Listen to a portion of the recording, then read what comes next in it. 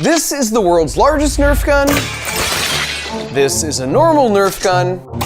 And for the past year, I've been making good use of my time by working on this, the world's smallest Nerf gun, where you can actually cock it back and fire a dart. And while this is now the current world's smallest Nerf gun, our goal for today is to break that record not once, not twice, but 3 times, shrinking it by a factor of 10 each time we move down. And if my math's correct, that means by the time we get here, you'll be able to fit 5 of them across the width of a single human hair. But before we can start breaking all these records, we need to talk about the first major problem we encountered just to get here. And it relates to the fundamental way a Nerf gun works. Because when you pull the gray cocking mechanism back, it brings this spring-loaded piston with it all the way back until it hooks in with this catch mechanism. Now we're loaded and ready to fire. So now when you pull the spring-loaded trigger back, it forces the catch mechanism back down, releasing the piston plunger, which quickly springs forward, forcing all the air in the chamber out. And since the lightweight foam dart just happens to be in the way, it goes along for the ride. And if you actually take one apart, you'll find it's made from 87 parts, 13 springs, and 6 hinges. And so the first problem you faced if you're trying to shrink that down to human hair scale is it would be impossible to assemble those tiny mechanical springs and hinges, which left us with the incredible challenge of trying to make our entire tiny functional Nerf gun out of only one single part with no springs. And as it turns out, there's only one place in the world that leads the research in creating really tiny bendable machines from a single part, and it also just happens to be where I got my undergrad degree in mechanical engineering, which meant it was time for me to head back to my alma mater, BYU, to visit some old friends, starting with one of my favorite professors,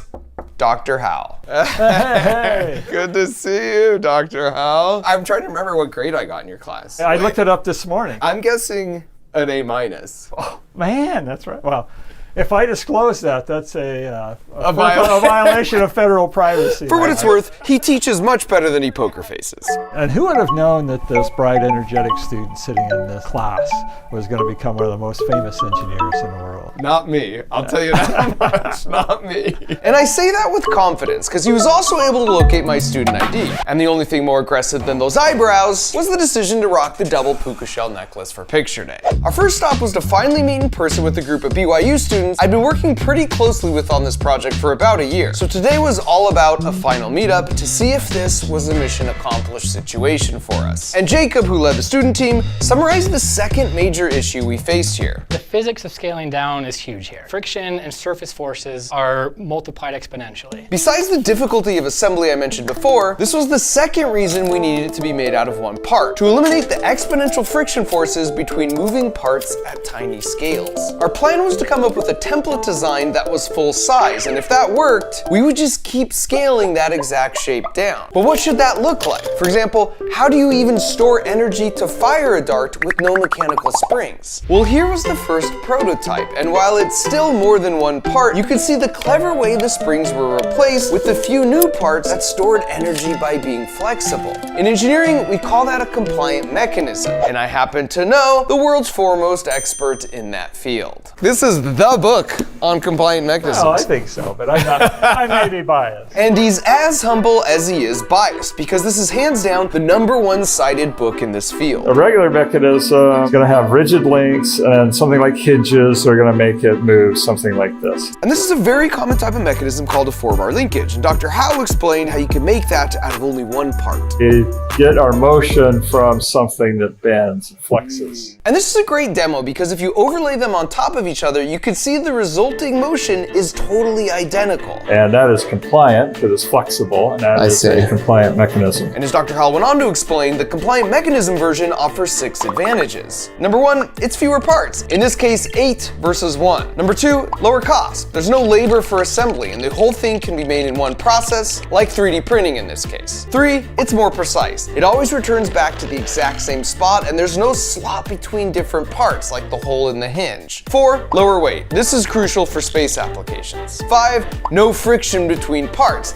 That means no wear between moving parts and no need for lubrication. And finally, number 6, you got built-in springs. Every material has built-in springiness, so the shape we choose can cleverly take advantage of that. He then proceeded to show me some other mind-bending examples of compliant mechanisms, like this single-part light switch, or this single piece of metal bending in ways it feels metal shouldn't be allowed to bend, or this single sheet of plastic cut in such a way where it's really flexible in one direction, but really stiff and unbendable in the other. They've commercialized some compliant mechanisms like this one-piece windshield wiper for surgical cameras, so doctors can use one hand and clean the lens like this, instead of constantly pulling it out and doing this. And they've even done some work for NASA, where you can get a thruster to point in any direction using a single titanium structure that bends and just 2 motor inputs. And so back to our Nerf gun, after many more prototypes, investigating countless different ways to store the energy, we landed at 3 final candidate designs, all of which achieved our primary design objective. There's no assembly, it's just all printed as one part. The first design was a zigzag and looked really cool, but the flexures didn't store that much energy per deflection because they're just in bending. The second design was a fishbone, and it was better at storing energy using a combination of compression and bending, but the bending ribs weren't very long, and longer ribs will lead to more power. And so for the third and final design, Jacob accommodated longer ribs by offsetting the backbone, so to speak. And this ended up being the most optimal design. And if we swap out the plastic with a metallic alloy, it could store more energy per the same deflection, which means it can fire a dart even more powerful than an ordinary pneumatic Nerf gun. Plus, it sounds really cool. And now that we've settled on our template design, darn it, that was almost cool. It was time to set our first world record by shrinking this template down 10 times smaller. So this is 3D printed using an SLA printer. And what's cool about this relatively new process of 3D microprinting is that you can achieve orders of magnitude finer resolution than your typical PLA printer at home, which is why I was so stoked to finally try and fire it for the first time. So this is actually a little 3D bullet. Oh my gosh, yeah, you can like put it right there in the chamber? No way. Okay, ready? When you cock it back, you see the flexures are in fact bending, storing the energy just like at the full scale template. Oh, that's so satisfying. Okay, loading. Yes. Okay, here you go. That was amazing.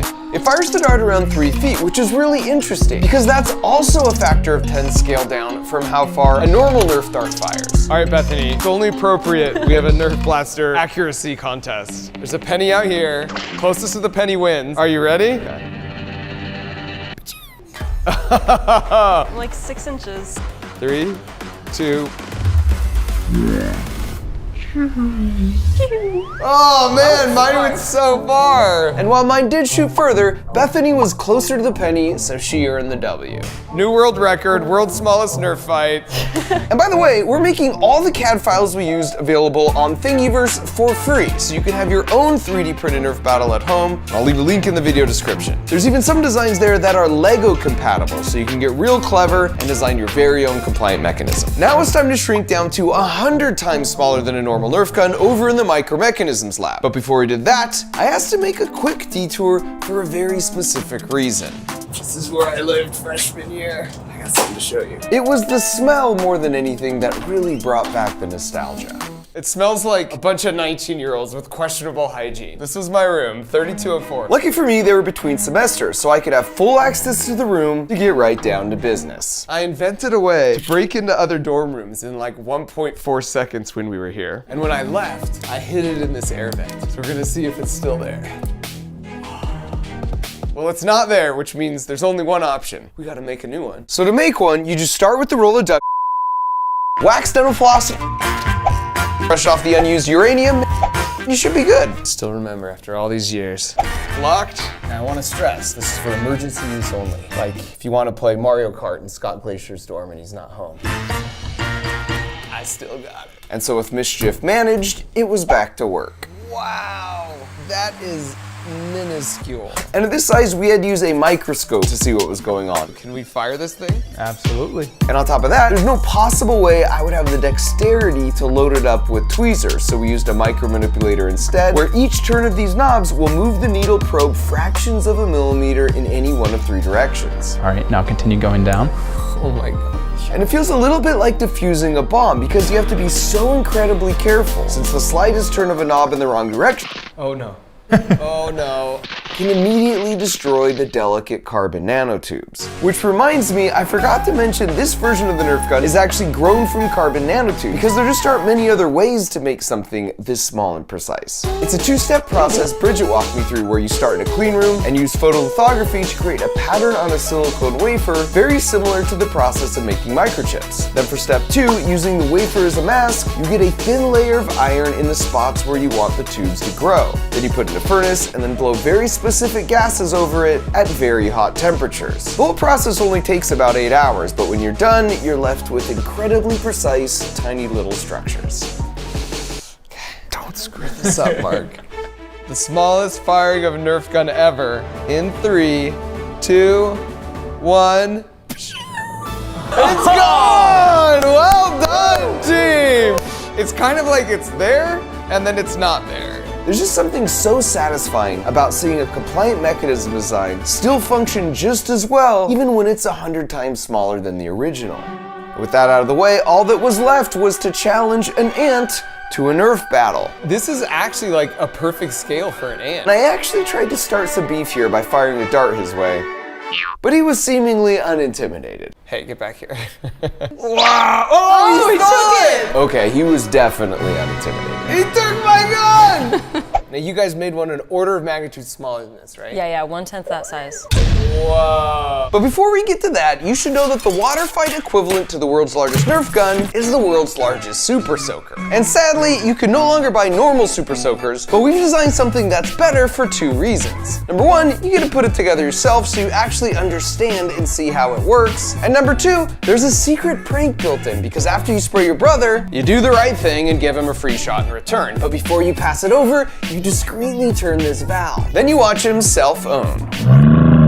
And then you run. And if you want to experience this toy for yourself, then you're gonna have to get a Crunch Labs Build Box subscription where you get a super fun toy every month, which comes with a video where I teach you all the juicy physics that make the toy work. So if you want to have a ton of fun while learning to think and prank like an engineer, visit crunchlabs.com to learn more. Back to breaking world records, it was once again time to shrink down by a factor of 10, which makes this spec right here 1,000 times smaller than a normal Nerf gun. Whoa. And so in order to truly appreciate the proper scale here, I had to make a sacrifice. Got one. Oh, wow. Look at that. Now, admittedly, these are just the outline without the internal compliant mechanism. In part because even if it were there, it's just too small, so we'd have no way to actually cock it back and pull the trigger. And so for the 4th and final world record, it was time to shrink down one last time by a factor of 10 to land us at 10,000 times smaller than a normal Nerf gun. Now I just had to find it. And is that on here as well? Yep, just scroll up. No, 5 of those would fit across one of my incredibly unhealthy looking hairs. And at this point we had to upgrade to their electron microscope to properly appreciate the scale here as Ivy walked me through the resulting images. Wow, that's a cool shot. And that's a human hair there, but to even appreciate how small a human hair is, we found a dead ant outside, and you can see at this scale, it looks like a giant alien monster by comparison. I also found it fascinating to see what the carbon nanotubes actually look like when you zoom in this much. And so without the aid of an electron microscope, that final world record Nerf gun is an imperceptible speck a 1/5 the width of my hair right here. And that's insanely tiny. But in an effort to do a better job at protecting this record for my buddy Mr. Beast, I knew I had to go even smaller. And not just an additional 10 or 20 times smaller. We're talking 300 times smaller. That makes it 3 million times smaller than a normal Nerf gun. It's so small, in fact, that a single drop of liquid like this could contain trillions of them. And I know what you're thinking. Mark, that's crazy. I mean, at that scale, you basically need to fold a DNA helix into the shape of a Nerf gun. Which was precisely our plan. And to pull it off, I need to head down to the Salk Institute in San Diego, California. Now, Salk is a nonprofit biological research institute founded by Jonas Salk. And my favorite thing about him is not necessarily that he discovered the cure for polio, but that after doing so, he decided to forego the $3 billion he would have made by patenting the vaccine and instead made the cure available for for free to everyone. And that attitude of altruistic, scientific curiosity permeates the Institute still today, creating an environment for discoveries like the helical structure of the DNA molecule, which just so happens to be the exact reason we were here. The technology we work with is DNA origami. Yeah. It uses DNA slightly differently from how it's used in biology. This, by the way,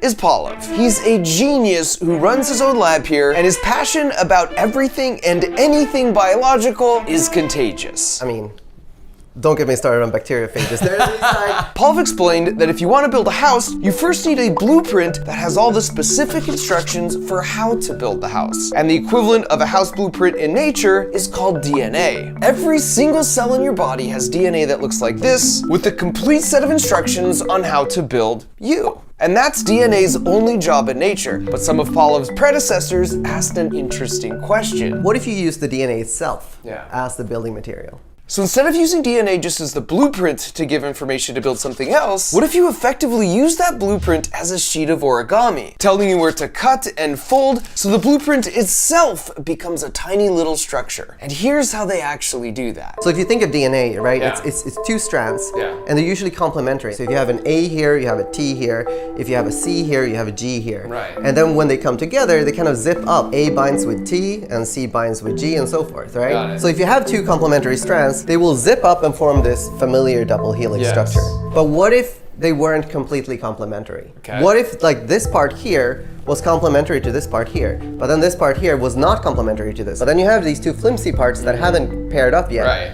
So now if you introduce a third part, for instance, that binds to these unbound parts, Yeah. you can create junctions, right? And those junctions, you could then branch them out and build them further into larger structures. So using that principle, they start with a naturally occurring single-stranded DNA they call the scaffold strand, and on a computer, they design out the shape they want. Now as it stands here, there's nothing attached to the other side, so it would just lose its shape. But if you add in a bunch of what they call staple strands of DNA that are specifically designed to match the corresponding sections on the scaffold strand, they effectively lock it into the desired shape. So in theory, if you just put a random scaffold strand and then all the corresponding custom-made staple strands in a solution together at the right temperature, and then let it sit for a while, it would automatically self-assemble into an infinitesimally small Nerf gun made strictly from DNA. No way. But since you can't set a world record with just a theory, it was time to make some Nerf guns. So with a little help from Lauren and Amanda on Pallav's team, we got right to work. Step one was to take a solution containing trillions of scaffolding strands of DNA and then mix in another solution containing quadrillions of the staple strands of DNA. Then we placed that magical mix into 8 individual tubes and then placed them in a special oven that would maintain the ideal temperature for the self-assembly process to occur, and we set a timer. Okay, so just come back in an hour and 20 minutes? Yeah. So easy. And I feel like I should pretend the whole process was harder than that. Ready to eat. Ready to eat, yeah. But when the timer was up, that was basically it. So after a quick final process of using an electric field to separate the successfully merged guns from all the strands that didn't successfully merge, you're left with a few drops of water containing 1.2 trillion of the world's smallest Nerf guns. For the final step, we just needed to prove to ourselves that they were actually in there. And that's where Jocelyn comes in. We need help, Jocelyn. I'm told you are the person to make these seeable. I can help with that, although there's no label on it.